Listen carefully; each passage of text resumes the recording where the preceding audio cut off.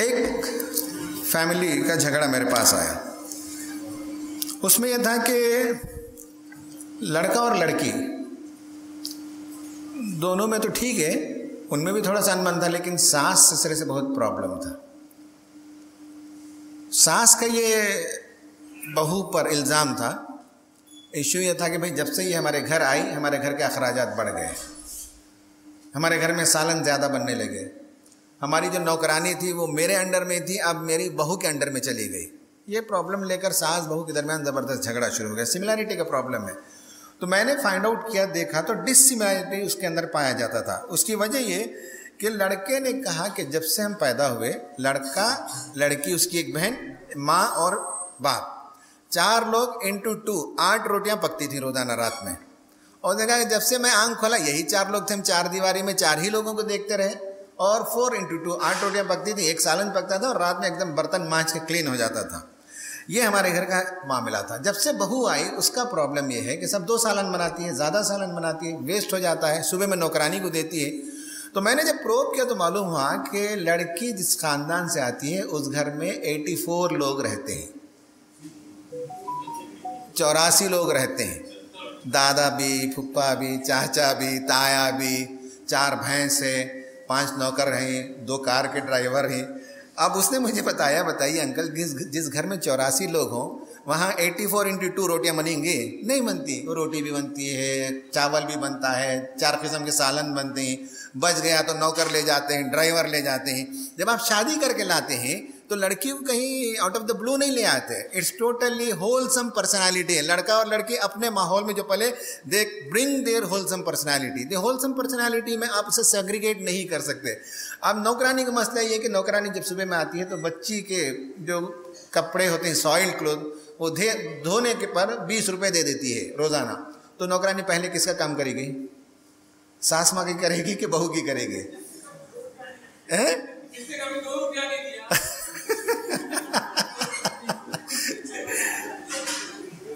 Are you getting my point?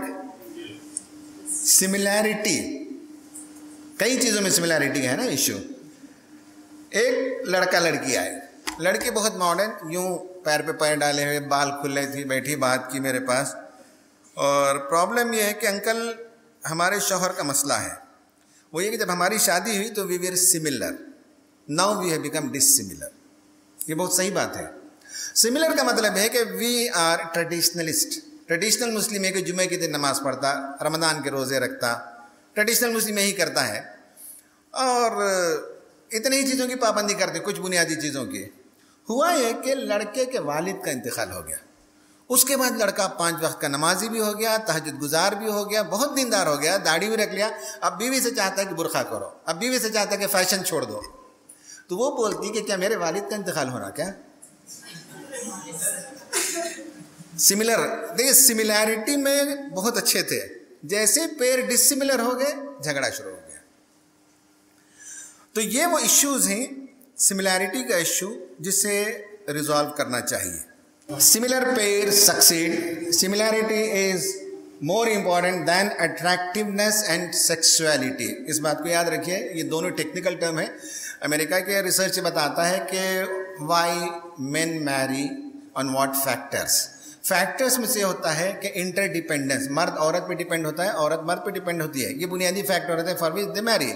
Interdependence में how a man selects his spouse, तो अब मर्द उमूमन जो है ब्यूटी की तरफ जाता है सेलेक्ट करने में। ब्यूटी एंड हेल्थ, 2 चीज़ें हैं, याद रखिए। एक का नक्शा अच्छा है, ब्यूटी है, लेकिन हेल्थ सही नहीं है, दुबली पतली है, उसका हिसाब लगाते हैं। ये अमेरिका की रिसर्च है। और मैंने अपने पुरानी दादी नानी को देखा है, लड़की को जब जाकर देखते हैं तो ज़रा चोटी देखते हैं, बाल उठाकर देखते हैं। आपके यहाँ देखते नहीं, पता नहीं। बाल इसलिए देखते हैं कि हेल्थी अगर है तो बाल जो है हेल्थी होते हैं, लेंथी होते हैं, शाइनिंग होते हैं। ये गेस करते हैं अगर हेल्थी औरत है तो बच्चे ज़्यादा जनेगी। बच्चे ज़्यादा जनना होता था उस ज़माने में। तो attractiveness and sexuality was the sole factor. आज भी यही फैक्टर है मर्द के पास। औरत किस बुनियाद पे शादी करती है? What is the factor she looks for? Beauty, handsome, financial condition, yes, financial condition, stability to the family, looking after the family, position, authority, ये औरत देखती है। लेकिन सिमिलैरिटी में ये है कि इंस्टेड ऑफ अट्रैक्टिवनेस, लोगों ने ये बताया कि अट्रैक्टिवनेस में जाने से प्रॉब्लम होता है, सिमिलर पेयर होना चाहिए थॉट्स में, रिलीजन में, इसमें। अब मेरे पास जो लोग आते हैं उसमें मैं 5-6 चीज़ें बताता हूँ लड़कों को, रेगुलर मैं काउंसलिंग करता हूँ। काउंसलिंग में जो चीज़ें शादी के वक्त तो कर लेते, शादी के बाद जो प्रॉब्लम है समझ लीजिए अच्छी तरह से। नंबर 1 पर्दा होता है इश्यू, पर्दे की बुनियाद पर झगड़े शुरू होते हैं। पहले ये रिजॉल्व हो कि पर्दे के बारे में मर्द और औरत दोनों सिमिलर थॉट्स रखें।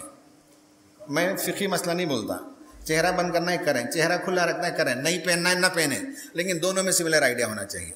सिमिलर आइडिया न होने के नतीजे में झगड़ा शुरू होता है। पर्दा एक इश्यू होता है जो सबसे बड़ा होता है। दूसरा मसला इसमें होता है, दूसरा मसला होता है वो बच्चे जन्ने के बारे में, नंबर ऑफ चिल्ड्रन। एक केस है जहाँ शौहर चाहता है कि 12 बच्चे जने और औरत दुबली पतली जनने के लिए तैयार नहीं, झगड़े शुरू हो गए। और बाद जगह होता है ये कि साहब औरत नहीं चाहती कि 1 से ज़्यादा जने। ये सब चीज़ें जो है बहुत ही सटल तरीके से मालूम होना चाहिए कि क्या आइडिया है अबाउट नंबर ऑफ़ चिल्ड्रन। तीसरा प्रॉब्लम होता है वो जॉइंट फैमिली में रहेगी औरत या न्यूक्लियर फैमिली में रहेगी, इसको भी फाइंड आउट करना है, रिजॉल्व करना है, शादी से पहले इसको रिजॉल्व होना है। चौथा नुकता यह कि लड़की जॉब करेगी कि नहीं करेगी, दोनों में सिमिलैरिटी हो, इसमें कोई फिकी फतवा नहीं है। अगर लड़की जॉब करना चाहती है, शौहर चाहता है, ओके फाइन। लड़की चाहती है जॉब करना, लड़का नहीं चाहता, झगड़ा शुरू हो जाएगा। लड़का कहता है कि नहीं 10 साल के बाद करो, फाइन। जो भी है आपस में सिमिलैरिटी के इश्यूज जो आते हैं वो जॉब को लेकर भी आते हैं, बहुत से झगड़े आते हैं। तो सिमिलैरिटी जो है वो स्ट्रेंथन करेगी। दूसरी चीज़ नीचे assumed similarity, sometimes husband and wife are not similar but they believe that they are similar. क्या जी मैं सोचे जैसा आप भी सोचे ना, हालांकि ऐसा सोची नहीं रहती उन्हें, है ना। मेरा नुक्ता नज़र आपका नुक्ता नज़र एक जैसे मिलता है ना, खाना आपका जो बनता है बिल्कुल मेरी माँ ऐसे ही बनाती थी। This is basically an endeavour to create assumed similarity, they are not similar. और बहुत अच्छा है, अज्यूम सिमिलैरिटी पैदा करें, जल्द से जल्द सिमिलर बने तो स्टेबल होगी फैमिली। अभी मैं लास्ट वीक एक काउंसलिंग करके आया और दोनों में बहुत ज़बरदस्त झगड़ा, मियाँ बीवी में इतना झगड़ा कि मारपीट हो रही है।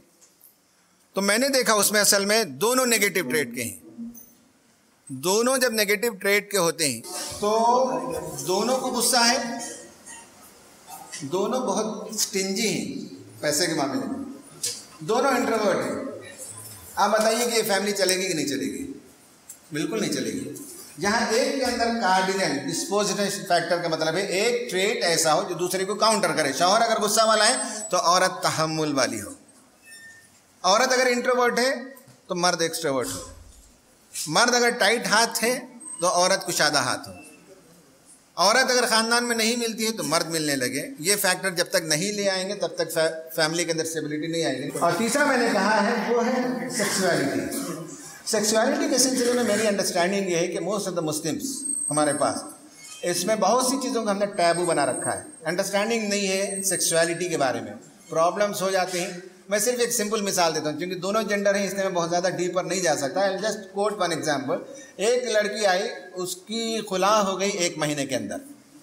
उसमें बुनियादी वजह ये थी कि शौहर ने कहा कि साड़ी पहनना अच्छा लगता है, साड़ी पहनो। औरत बोली हराम है, नाजायज़ है, ये दिखता है वो दिखता है। सिर्फ साड़ी की बुनियाद पर झगड़ा की और शौहर को छोड़कर आ गए। भाई कम से कम कुछ पहनने के लिए कहा ना पहनने के लिए भी कहता तो चलता था। तो सेक्सुअलिटी में लोगों की अंडरस्टैंडिंग नहीं कि क्या चीज़ जायज़ है क्या चीज़ नाजायज़ है, और ये सब गलत लोगों से फतवा लेते हैं, गलत नेट में जाकर फतवे देखते हैं तो उसको इतना टाइट कर देते हैं। अंदर का मामला, रूम का मामला अल्लाह ताला ने बहुत कुशादा रखा है, उसके बहुत कम लिमिट्स हैं। शरीयत में ये बात याद रख लीजिए कि जिसके बारे में जो मामलात थी, मामलात के बारे में सब जायज़ हैं सिवाय उसके जिसे अल्लाह के रसूल ने नाजायज़ करार दिया हो। इबादत में बिल्कुल वही करना जो बताया गया, उससे बाहर नहीं जाना है। तो ये जो सेक्सुअलिटी का जो प्रॉब्लम है इसमें बहुत से इश्यूज आते हैं।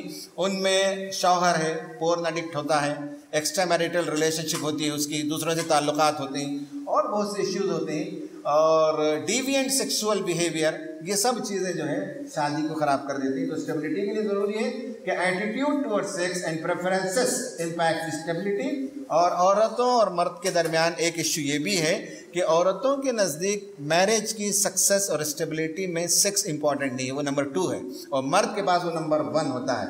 ये मेरी बात नहीं है, ये सोशल साइकोलॉजी का रिसर्च बताता है कि main equate sexual satisfaction with quality of relationship. तो अच्छी क्वालिटी है रिलेशनशिप का मतलब ये है कि जज्बात की तस्कीन होती है। अल्लाह ताला ने ऐसे ही बनाया है, लितस्कुनु इलैहा। तो ये 3 फैक्टर्स हैं जिस पर शादी की कामयाबी है। एक होता है इकोनॉमिक इश्यूज, इसको लेकर झगड़े शुरू होते हैं। Number 2 next parenthood. जैसे सुबह मैंने बताया कि पेरेंटहुड का प्रॉब्लम ये होता है कि जैसे ही बच्चे पैदा होते हैं मर्द ये समझता है गलती से कि अब औरत की दिलचस्पी मेरी तरफ नहीं रही है, लेकिन औरत का मसला ये होता है कि वो मर्द को भी तवज्जो दे और अपने नवजायद बच्चे को भी तवज्जो दे। ये प्रॉब्लम जो है अगर थोड़ी सी समझदारी के साथ डील किया जाए तो ये हल होता है। लेकिन उमूमन मर्दों के सिलसिले में यह ख्याल किया जाता है कि औरतों की सेंसिटिविटी को, इस नज़ाकत को नहीं समझते कि वो बच्चे के साथ भी हक अपना अदा करना चाहती है, तो वहाँ थोड़ी सी प्रॉब्लम होती है। और but not an issue with secure attachment style. ए है इंसान की जो परवरिश है, मैं आप जो भी हमारी बचपन से जो परवरिश हुई है उसमें एक होता है एवॉइडेंट स्टाइल, एक होता है सिक्योर्ड स्टाइल। सिक्योर्ड स्टाइल का मतलब है जिन बच्चों को बचपन से बताया गया कि तुम बड़े हो, तुम शाबाश हो, तुम अच्छे हो, तुम फलां हो, तो वो आदमी जो सिक्योर्ड अटैचमेंट स्टाइल का आदमी होता है वो बीवी थोड़े दिन के लिए अगर तवज्जो ना भी दे वो तो समझता है कि बीवी मेरी ही बीवी है। जो अवॉइडेंट स्टाइल के बचपन से जो तालीम होती है, तुम बेवकूफ़ हो, नालायक हो, गधे हो, फलां हो, बचपन से जिनके स्ट्रोक मिले और जिन बच्चों की तरबियत हुई है वो चाहते हैं कि बीवी जो है बगल से लग कर रहे, थोड़ा सा वो हटी तो समझे कि नाराज़ हो गई, अब मेरी तरफ उसे मोहब्बत नहीं, मेरी तरफ तवज्जो नहीं है। ये पर्सनालिटी का प्रॉब्लम है। पेरेंटहुड आने के साथ शौहर और बीवी का जो पर्सनालिटी है उस पर्सनालिटी में अगर सिक्योर अटैचमेंट स्टाइल है तो ये प्रॉब्लम नहीं होता। नेक्स्ट चैलेंजेस में तीसरा चैलेंज है faster job issues. If both couple work, potential for conflict is more. Secure attachment versus fearful avoidant individual. ये साइकोलॉजिकल टर्म्स, इसमें हम नहीं जाएंगे। ऊपर वाला मैं बताता हूँ कि सुबह प्रिंसिपल साहब ने भी कहा, मेरे पास भी एक केस आया और वो केस में प्रॉब्लम यही था कि जब ये साइकोलॉजी है, ये इस्लामिक नुक्ते नज़र नहीं है कि अगर मियाँ बीवी दोनों कमाते हैं तो घर की स्टेबिलिटी में प्रॉब्लम आता है, और अगर औरत ज़्यादा कमाती है मर्द के बनिस्बत तो प्रॉब्लम ज़्यादा आता है। अब इसमें मैंने देखा है कि एक लड़की मेरे पास आई, सॉफ्टवेयर प्रोफेशनल थी और शौहर भी था, दोनों में झगड़े में उसने फ़ौरन कहा कि भाई मेरा जो है वो साल का इतना है, 50 लाख का है, 25 लाख का है, जो भी पैकेज है, और इनका तो मेरे से आधा पेमेंट है। मेरे पास जो है होंडा की कार है, इनके पास मारुति की कार है। यही उसने कोट किया मुझे। Dissatisfaction often involves perceived unfairness in dividing the house course. इसमें औरतों को प्रॉब्लम यह होता है कि मैं एक ही मिली गया तुम्हारी अम्मा को, बड़ी भावत चली गई, देवरानी चली गई अम्मा के घर, सब मैं ही।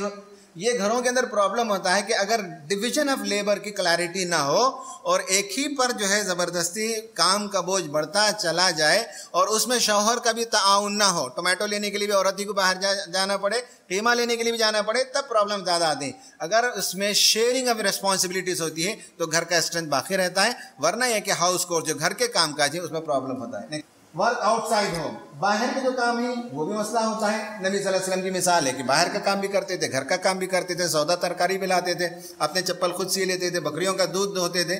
तो ये सब नहीं करने के नतीजे में घरों में प्रॉब्लम्स आते हैं। नेक्स्ट लास्ट ये है कि अदर रिलेशनशिप, घर के जो मसाइल है उसमें मियाँ बीवी तो बहुत अच्छे रहते हैं, लेकिन मसला क्रिएट करती है सास, मसला क्रिएट करती है ननद, मसला क्रिएट करता है देवर। एक हाईली क्वालिफाइड डॉक्टर, उसका शौहर MBA, वो दुबई में रहते थे, तो झगड़ा इस बात पर है कि कंपनी से पैसे लेने के लिए बीवी को देवर के पास खड़े होना पड़ता है, तब जो है पैसे उसके महीने के खर्च के पैसे मिलते हैं।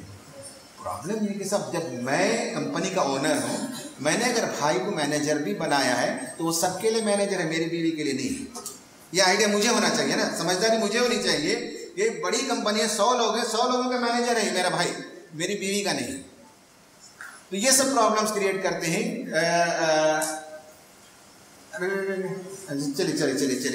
चलिए कोई मसला नहीं, सिबलिंग्स हैं, भाई बहन है सब, और complication of traditional and non traditional families, ये हैं एरियाज ऑफ कॉन्फ्लिक्ट। नेक्स्ट, अब रिलेशनशिप कब फेल होते हैं, मैं एक ही टर्म इस्तेमाल करता हूँ आज के सेशन में, cost benefit ratio.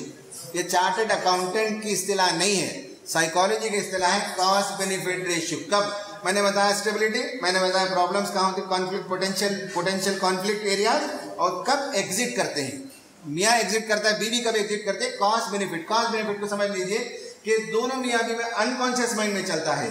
Unconscious mind में कॉस्ट बेनिफिट का मतलब है, मैं घर गया मान लें बहुत दिनों के बाद दिल्ली से, तो मेरी बीवी ने एक बहुत ही पसंद का डिश जो बनाने के लिए 1 दिन लगता है, आधा दिन लगता है, उसने बना दिया मेरे लिए। That is a cost to her, benefit to me. Correct है? That is a cost to her, benefit to me. मेरे वालिद साहब बीमारी में चला गया, हॉस्पिटल ले जाना था, मेरी बीवी ले गई, फलां कराई फलां की, तो that is a cost to her, benefit to me. अब हर बार कॉस्ट उस पर, बेनिफिट मुझ पर, तो वो एग्जिट करके जाएगी।